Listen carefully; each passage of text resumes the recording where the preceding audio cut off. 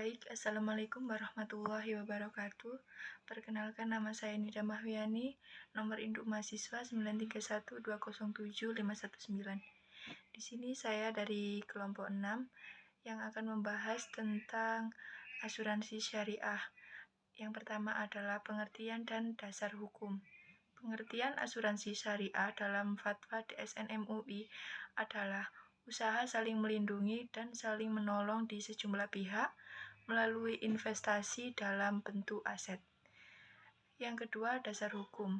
Secara lebih teknis operasional, perusahaan asuransi berdasarkan prinsip syariah mengacu pada SK Dirjen Lembaga Keuangan nomor 4499 LK 2000 tentang jenis penilaian dan pembatasan investasi perusahaan asuransi. Yang B, prinsip-prinsip asuransi.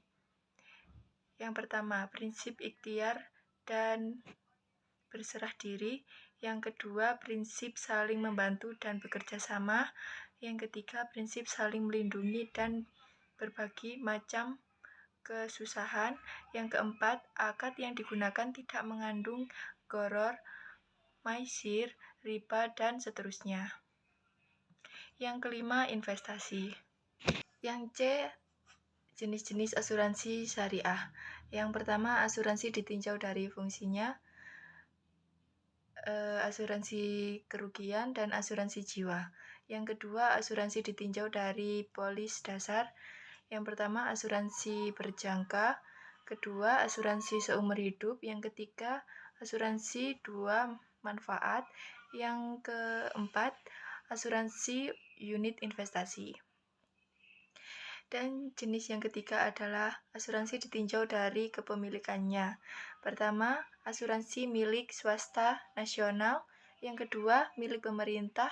Yang ketiga, milik perusahaan asing.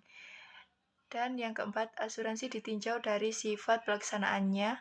Yang pertama, asuransi sukarela dan asuransi wajib. Yang kelima, asuransi ditinjau dari kegiatan penunjang usaha asuransi. Yang D, mekanisme kerja asuransi syariah. Yang pertama, underwriting. Yang kedua, polis asuransi. Ketiga, premi atau kontribusi. Yang keempat, pengelolaan dana asuransi. Kelima, klaim. Yang keenam, penutupan asuransi.